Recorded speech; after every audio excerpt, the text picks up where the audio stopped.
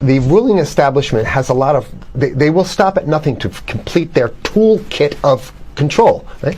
So one of the things that has been missing from the toolkit of total control has been quarantines and curfews, right? Mm-hmm. So now, welcome to the new world in America, where to get on a bus, to go through a subway station, if you think that the procedures at the TSA are onerous, right? Guess this is coming to a bus depot near you. It's a more invasive way, and the ruling class needs this because, let me say, if the ruling class ever saw wide-scale civil unrest, you'd see an Ebola outbreak in America right away. Okay, so this is, what you see is that Ebola is another tool in the toolbox of the ruling class control. Yeah, to keep down absolutely, repression. positively, 100%. This is a tool. Right. Ebola doesn't just magically start spreading. Mm-hmm. And then we have this doctors that come back here. The white people, of course, live. Mm-hmm. The two whites who got it or survived. All the black people that get it die. Right? It's very possible that these one of these NGOs over there is going around with a veil of Ebola or spreading it from a small plane onto villages. The point is to get hundreds of thousands of people infected with it and create the next phase of control. Now, one of the things I'd like to show to back up my my claims here. Here's a document from the Rockefeller Foundation. Rockefeller Foundation, right there. You can zoom in on that, where my finger is. It's called Scenarios for the Future International Development, the Rockefeller Foundation. All right. Okay. Let's take a look at what they're saying here. This is something like a 50, 60-page document. I'd like you to go to page 18, if you can look at this up on the internet, but I'll read it off to you. It's called lockstep, lockstep. And this is a phrase that I used right after 2001 when I saw the entire system of the United States, including the population, were in lockstep. So the Congress went along, and yes, it was Osama bin Laden, and the people waved their flag and said, I hate, hate, hate, hate, and everything was in lockstep. Well, in 2010, they published this, Rockefeller Foundation, and here's what they're saying. They're saying that they call it a scenario. These are scenario narratives, and they speak about it in the past tense. So they put out this scenario, lockstep. A world of tighter, top-down government control and more authoritarian leadership with limited innovation and growing citizen pushback. Okay, I'll read a little bit of it. In 2012, the pandemic that the world had been anticipating for years, nobody was anticipating a pandemic, finally hit. Unlike 2009's H1N1, this new influenza strain originating from wild geese, they use some scenario, but this is Ebola they're talking about. Ahead. Even the most pandemic-prepared nations were quickly overwhelmed when the virus streaked around the world, infecting nearly 20% of the global population and killing 8 million in just 7 months, the majority of them healthy young adults.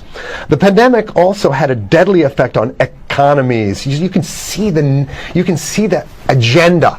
Just naked, raw, naked control agenda written down, and it's anybody's guess how this becomes effectuated in real life. So whether this is written specifically as marching orders or whether people take it upon themselves in the intelligence networks to say, okay, well, this has been produced, so this is the plan here. But these narratives have to be written in advance because the intelligence agencies don't know how to do these narratives. They need help. So these think tanks, they come up with these like Rand Corporation, Rockefeller Foundation. These are think tanks of death. They're not the think tanks, they're not there to find great ways to help people. Right?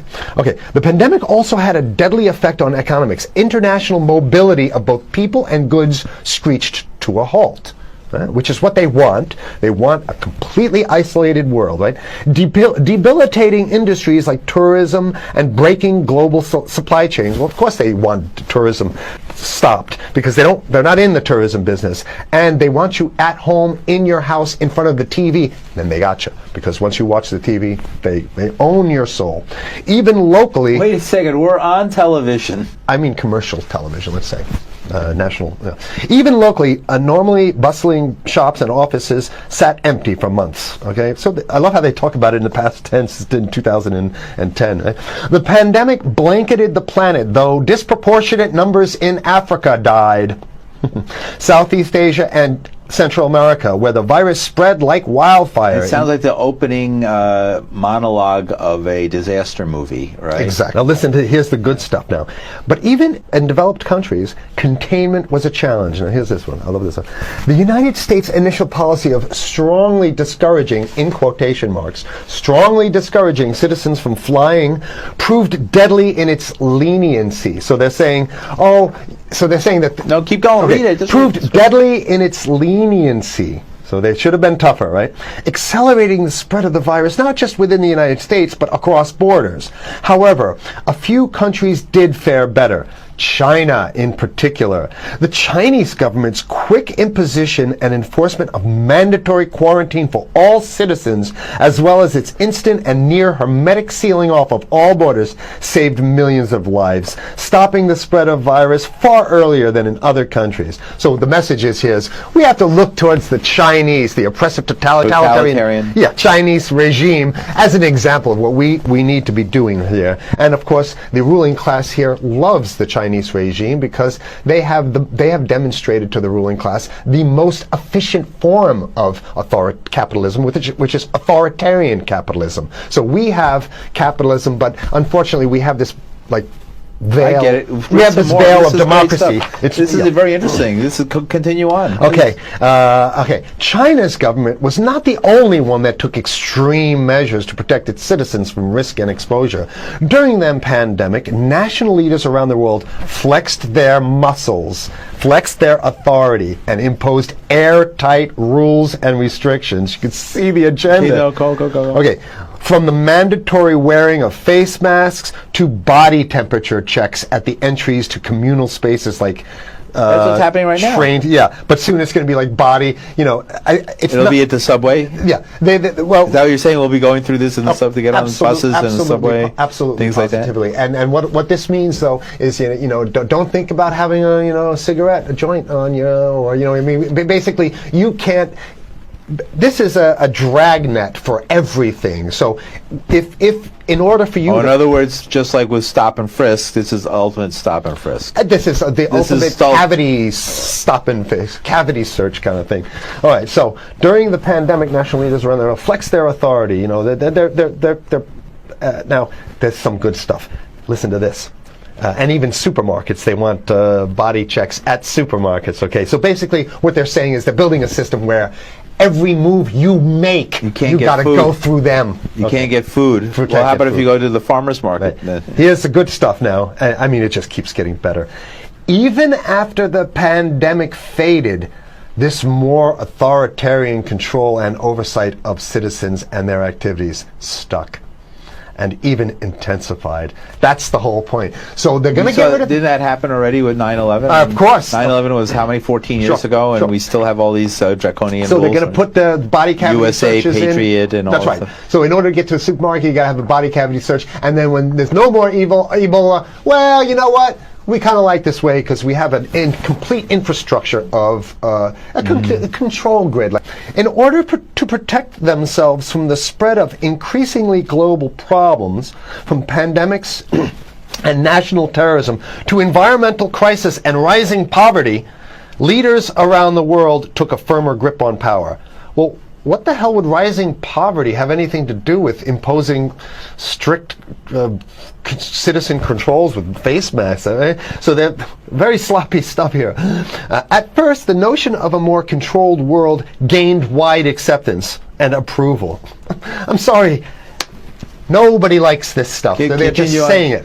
Continue on. No, I have to provide analysis. Only because we only have 5 minutes left, so that's Oh my God, okay. Citizens willingly gave up some of their sovereignty and their privacy to more paternalistic states in exchange for greater safety and stability. I mean, that's just a complete naked contradiction to the famous saying that if you think you're going to give up a little bit of security, I mean, if you're going to give up your freedom for security, you're going to get neither. That's the long-standing thing. And here what they're doing is they're not even ashamed or embarrassed to absolutely say the exact opposite. They're saying, yes, we all want to give up our privacy and sovereignty for more stability and security and stability. So you don't get that.